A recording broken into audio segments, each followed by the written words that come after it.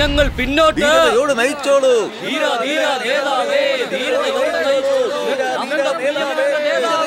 നേതാവേ, ഞാൻ പറഞ്ഞിരുന്നില്ലേ സത്യമൂർത്തിയുടെ ക്ലാസ്മേറ്റിന്റെ വീടാ. നല്ല പേര് കേട്ട കുടുംബമാ. നല്ലോണം നമസ്കരിച്ചോണം.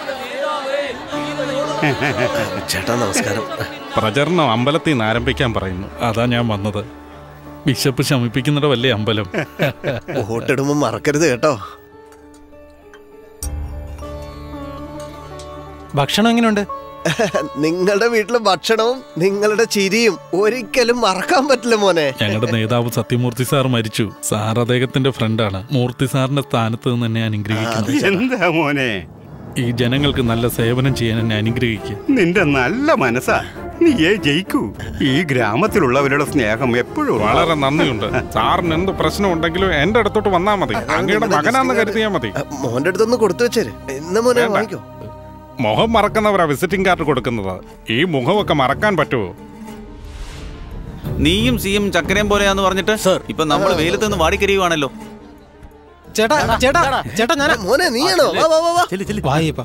ഈ മംഗൂസ് തലമണ്ടേ അറിയാവോ നിനക്ക്?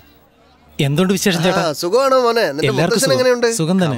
നിന്റെ പേര് ഓർമ്മയുണ്ടല്ലോ. വളരെ സന്തോഷം ചേട്ടാ. ചേട്ടാ, നാട്ടിലൊരു ചെറിയ പ്രശ്നം. അച്ഛൻ സാറിനെ കാണാൻ പറഞ്ഞു.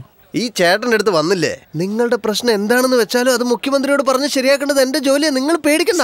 ചേട്ടാ നമസ്കാരം. ഞാൻ കമൽ സാറിന്റെ ഫ്രണ്ടാ. അതെ ചേട്ടാ, പേര് രജനി. നല്ല സഹായോ. നിങ്ങളെ ഞാൻ എവിടെയോ കണ്ടതുപോലെ ഉണ്ടല്ലോ. നിങ്ങൾ വിചാരിക്കുന്ന പോലെ ഞാൻ വലിയ ആളൊന്നുമല്ല. ഞാൻ ഓട്ടോ സ്റ്റാൻഡിൽ ജീവിക്കുന്ന ആളാ. ഓട്ടോ സ്റ്റാൻഡോ? പിന്നെന്താ, കൊതുകുതിരി സ്റ്റാൻഡോ? ചേട്ടാ ഒരുപാട് നിന്ന് ആലോചിക്കാതെ ഉള്ള മുടി കൂടെ പൊഴിഞ്ഞു പോകും. നിന്റെ ഫ്രണ്ട് നല്ല തമാശയാണല്ലോ.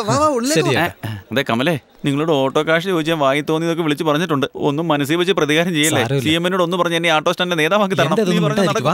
വരുന്ന കോർപ്പറേഷനിലെ മേയർ പോസ്റ്റ് സ്ത്രീകൾക്ക് വേണ്ടി മാറ്റിവെച്ചിരിക്കുക. അതിലേക്ക് മത്സരിക്കാൻ നിന്നെ തെരഞ്ഞെടുത്തു. നിങ്ങൾ ആരെയാ മനസ്സിൽ കണ്ടുവച്ചതെന്ന് എനിക്കറിയാം. നിങ്ങളുടെ സൗകര്യത്തെക്കാളും പാർട്ടിയുടെ വരുംകാലം ചിന്തിക്കുന്നത് നന്നായിരിക്കും.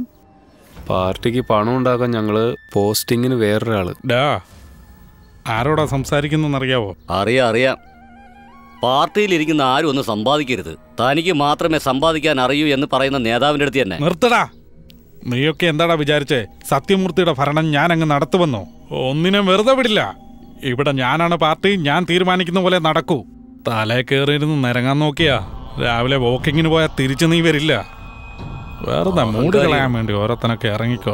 ഇവനെയൊക്കെ പാർട്ടി നാദി എടുത്ത് കളയാം. നമസ്കാരം. ഈ കുട്ടി +2 സ്റ്റേറ്റ് ഫസ്റ്റ്. അപ്പനില്ലാതെ വളർന്ന കുട്ടിയാ. കൊണ്ടുവാ. നേതാവേ, മനസ്സിലാവുന്നുണ്ടോ? ആലപ്പുഴ വീട്ടിൽ നമ്മുടെ സത്യമൂർത്തി സാറിന്റെ ക്ലാസ്മേറ്റിന്റെ വീട്ടിൽ കണ്ടായിരുന്നില്ലേ? കമൽ. സാറിനെ കാണാൻ പറഞ്ഞു. ഈ അപേക്ഷ അല്ല, സബ്വേ പണിന്നുകൊണ്ട് വീട് ഇടിക്കാൻ പോവാണെന്ന് പറഞ്ഞു. അതല്ലേ പറഞ്ഞത്, അപേക്ഷ കൊടുക്കാൻ. അതെല്ലാം ചെയ്തു, ഒന്നും നടക്കുന്നില്ല. അത് അപേക്ഷ കൊടുത്താൽ മതി. സാറ് അപേക്ഷ കൊടുക്കാനല്ല തന്നോട് പറഞ്ഞേ. സാറിനെ പ്രതീക്ഷിച്ച വന്നത്.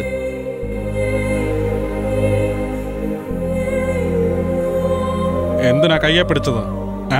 അല്ല സാറേ, തന്റെ വീടിന് മാത്രമേ പ്രശ്നമുള്ളൂ. അത് നോക്കുന്ന മാത്രമാണ് എന്റെ ജോലി. ഇവിടെ ഓരോ വീട്ടിലും പോയി നിങ്ങൾ കഴിച്ചോ, നിങ്ങൾക്ക് അസുഖമുണ്ടോ, നിങ്ങളുടെ മോളെ കെട്ടിച്ചു വിട്ടോ, ഇതൊക്കെ തിരക്കുന്നതാണ് എന്റെ ജോലി. പോടാ. എന്താ സാറേ ഇത്? വോട്ട് ചോദിച്ച് വീട് അന്വേഷിച്ച് വരുമ്പോ ഞങ്ങൾ എത്ര മര്യാദ തന്നു.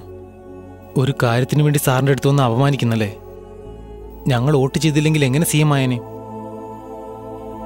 നീ വോട്ട് ചെയ്തിട്ടാണ് ഞാൻ CM ആയത്. തമാശ കളിക്കുക. എന്താടാ നോക്കിക്കൊണ്ട് നിൽക്കുന്നേ? ഇനി എന്റെ മുന്നിൽ കണ്ട കൊന്നുകളയും ഞാൻ. ഇറക്കി വിടാവനെ.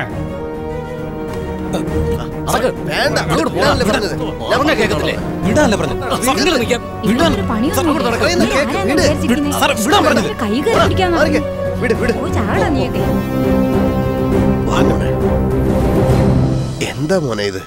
ചെറിയ പ്രശ്നമെന്നല്ലേ പറഞ്ഞത്? സബ്വേ കോൺട്രാക്ടർ വിഷയം എന്ന് പറഞ്ഞിരുന്നെങ്കിൽ നിന്നെ ഞാൻ നേതാവിന്റെ അടുത്ത് പോലും കൊണ്ടുപോകില്ലായിരുന്നു. ആ കോൺട്രാക്ടർ എടുത്തത് ആരാന്നാ നീ വിചാരിച്ചോണ്ടിരിക്കുന്നത്? നമ്മുടെ നേതാവ് തന്നെ മോനെ. എന്താ ചേട്ടാ? അതെ മോനെ, കൂടെ പോയില്ല ഒന്ന് കുലുക്കിക്കൊണ്ട്. അതിന്റെ പേരിലാണ് എടുത്തിരിക്കുന്നത്. വീട് പോയാ പോട്ടെ, നിന്റെ ജീവൻ രക്ഷപ്പെട്ടല്ലോ, അത് മതി. പദവിയും അധികാരവും എല്ലാം ആ മഹാഭാവിയുടെ അടുത്തുണ്ട്. അവനെ എതിർത്ത് നിനക്ക് എന്ത് ചെയ്യാൻ പറ്റും? പോ മോനെ, പോ.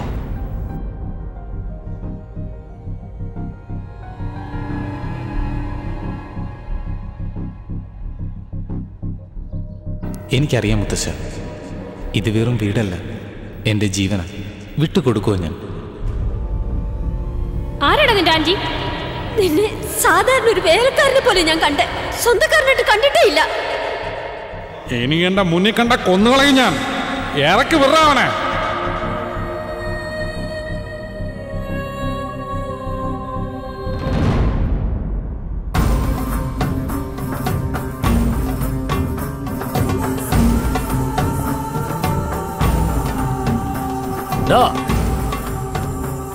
അങ്ങോട്ട് നോക്കടാ, നിക്ക്. ഓട്ടോ ഇവിടെ കൊണ്ടിട്ട് നീ എന്തെടുക്കാടാ? നീ ആരാടാ? വില പേശി കിട്ടാനുള്ള അടി കുറയ്ക്കാൻ വന്നിരിക്കുക. കമലേത് വേറെ വിഷയം. ഞാൻ നോക്കിയോളാം. എടോ, ഞങ്ങൾ വന്ന് അടച്ചോളാം. പൊക്കോ. പോകാൻ പറഞ്ഞില്ലേ? പോ.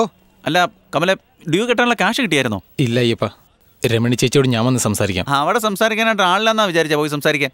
അവരാരാന്നറിയാവോ? അറിയത്തില്ല, പോയി മനസ്സിലാക്കാൻ. പറയുന്ന കേക്ക്, അവരോടൊന്നും പോയി സംസാരിക്കാൻ. അവർ മോശപ്പെട്ട ആൾക്കാരാ. ഇവിടെ പറയുന്ന കേക്ക്. ഇവിടെ ആയിരുന്നെങ്കിൽ എന്റെ ഓട്ടോ മാത്രമേ പോകത്തുള്ളായിരുന്നു. അവിടെ ചെന്ന് അവരെന്റെ തല വെട്ടിയെടുക്കും. വെട്ടിയാൽ അങ്ങോട്ട് വെട്ടട്ടെ.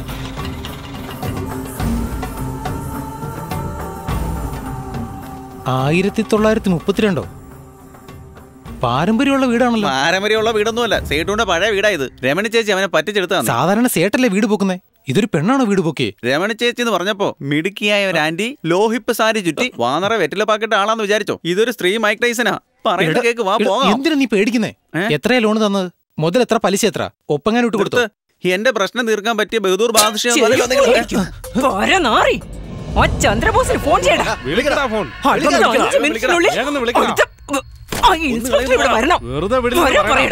അവൻ എന്ത് ചെയ്തോണ്ടിരിക്ക? പറയടാ വരാൻ. ഒരുത്തനും വിടില്ല. വരുമല്ലോ അല്ലേ? അടുത്ത 2 മാസത്തിനുള്ളിൽ കൗൺസിലർ ഇലക്ഷൻ വരുമല്ലോ. എല്ലാം ഇങ്ങോട്ട് വരുമല്ലോ, കൈക്കൂലിയും ചോദിച്ചോണ്ട്. അന്നേരം കണ്ടോളാം. വന്ന് കാശ് ചോദിക്കല്ലോ അല്ലേ? അവർക്ക് നിന്നെ വെറുതെ പൈസ കൊടുക്കുന്നേ, നിങ്ങൾക്ക് കൗൺസിലർ ആയ പോലെ. അയ്യോ, എന്താ ഇപ്പൊ കറക്റ്റ്? അയ്യപ്പ, ആരാടാ നീ? ഞാൻ ആരാണെങ്കിൽ എന്താ? ചേച്ചി ആരാണെന്ന് എല്ലാരും അറിയണം. ചേച്ചിയോട് ഓക്കെ പറയാൻ പറ, കൗൺസിലർ ആക്കി തരാൻ ഞാൻ. ഒന്ന് കേറ്റി തന്നോണ്ടല്ലോ. അയ്യേ, എന്തിനാ ഈ കത്തിയൊക്കെ എടുത്തോണ്ട് വരുന്നത്? എന്താ ചേച്ചി വലിയ ആളാവുന്ന ഇഷ്ടമല്ലേ? ഞങ്ങളെല്ലാം പേടിക്കുന്നു. ആര്, ഞാനോ? ഒന്ന് പോ ചേട്ടാ. അങ്ങോട്ട് നോക്ക്, ചേച്ചി ഇവിടെ വിഷമിച്ച് നിൽക്കുക. ഒരുത്തൻ ഐസ് വാട്ടർ കുടിക്കുന്നു. കുടിച്ചോ കുടിച്ചോ. ഇത്രയും നാളും കൊടുത്ത ശാപ്പാടിൽ ശരീരം വളർന്നല്ലോ. കൗൺസിലറാകാൻ നിങ്ങൾ സമ്മതിക്കും തോന്നുന്നില്ല. അങ്ങോട്ടൊന്ന് നോക്കടോ, എത്ര തേജസ്സുള്ള മുഖമാണെന്ന്. രാജകലയാണ്. ഇതെല്ലാം ജനിക്കുമ്പോഴേ വരണം.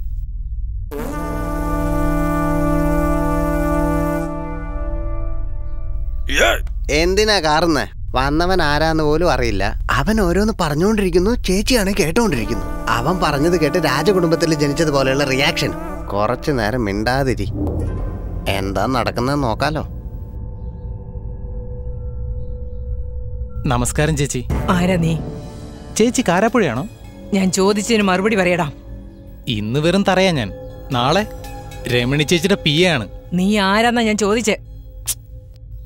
എടാ ഇങ്ങോട്ട് വാ. എടാ ഇങ്ങോട്ട് വാ, നീ പേടിക്കാതെ വാ. ഇവന്റെ വണ്ടിയുടെ പൈസ അടയ്ക്കാൻ വേണ്ടി വന്നാ.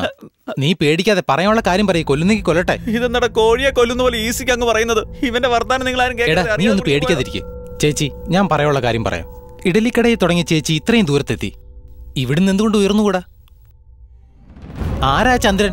അവനെല്ലാം ആകാമെങ്കിൽ ചേച്ചിക്ക് ആയിക്കൂടെ? ചേച്ചി, നമ്മുടെ നാട്ടിൽ ചേച്ചിക്ക് നല്ല പേരുണ്ട്. പക്ഷെ പേര് മാത്രം പോരാ, പവറും വേണം, അധികാരം വേണം. 4 പേര് നമ്മുടെ കൂടെ നിന്ന് ഫോട്ടോ എടുക്കണമെന്ന് ആഗ്രഹിക്കണം. ചിലർക്ക് മാത്രമേ ഇതൊക്കെ കിട്ടൂ. ചേച്ചിക്കതുണ്ട്. അതുകൊണ്ടാണ് ഞാൻ പറയുന്നത്. 1 മാസം എത്ര കൈക്കൂലി കൊടുക്കും ചേച്ചി? 1 ലക്ഷം രൂപ വരുമോ? എനിക്ക് 2 ലക്ഷം രൂപ ഞാൻ കൗൺസിലറാക്കി കാണിച്ചു തരാം. ചേച്ചിയുടെ പൈസ വെറുതെ കളയാൻ വേണ്ടിയാ ചെലവാക്കി തോറ്റുപോയാ കഴുത്തർത്ത് ഞാൻ ചാകാം. ജയിച്ച നിന്നെ കൊല്ലട്ടെ ഞാൻ. എന്നെ വിശ്വസിക്കണം. എനിക്കാവശ്യം നിങ്ങളുടെ പണമല്ല. എന്തോ ചേച്ചിയെ കണ്ടപ്പോ പറയാൻ തോന്നി, പറഞ്ഞേ ഉള്ളൂ. എടാ അയ്യപ്പ, വാ പോകാം. നിക്കവിടെ. കടുവാക്കുളത്ത് എവിടെയാ? താഴത്തങ്ങാടി ചേച്ചി. സംസാരം കൊള്ളാം. താങ്ക് യു ചേച്ചി. നമ്മുടെ നാടല്ലേ. എന്തായാലും കാലത്ത് വാ. ആയിക്കോട്ടെ ചേച്ചി.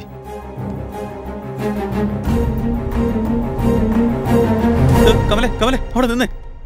ഓട്ടോ ഡ്യൂവിന്റെ കാര്യം പറയാൻ വന്നിട്ട് ആ പെണ്ണുപിള്ളെ രാഷ്ട്രീയത്തിലേക്ക് ഇറക്കുന്ന കാര്യമാണ് പറഞ്ഞത്. അറിയാൻ മേലാഞ്ഞിട്ട് ചോദിക്കുക. നിനക്കാണ് ഒരു ലോഡ് പ്രശ്നങ്ങളുള്ളത്. നീ എന്തിനാ മറ്റുള്ളവരുടെ പ്രശ്നത്തിൽ തലയിടുന്നത്? എടാ അയ്യപ്പ, നീ പറയുന്ന പോലെ എനിക്ക് കുറെ പ്രശ്നങ്ങളൊക്കെ ഉണ്ട്. പക്ഷെ അത് പരിഹരിക്കാൻ ആളില്ല. അവൻ നമുക്ക് നന്മ ചെയ്യൂ, ഇവൻ നന്മ ചെയ്യുമെന്ന് നമ്മൾ കുറെ പേരെ വിശ്വസിച്ചു. പക്ഷെ എല്ലാവരും അധികാരത്തിൽ വന്നു കഴിയുമ്പോൾ നമ്മളെ മറക്കും. അതുകൊണ്ട് അവര് നമ്മളെ മറക്കാത്ത പോലെ എന്തെങ്കിലും ചെയ്താ? കെട്ടഴിക്കുന്ന ഒരു രസമാണെങ്കിൽ അഴിക്കാൻ പറ്റാത്ത കെട്ടിടുന്നത് അതിനേക്കാളും രസമാ. നീ എന്താണ് ഈ പറഞ്ഞു വരുന്നത്? മനസ്സിലായില്ലല്ലേ? നിനക്ക് മനസ്സിലാവില്ല. മനസ്സിലാകേണ്ടവർക്ക് മനസ്സിലാകും.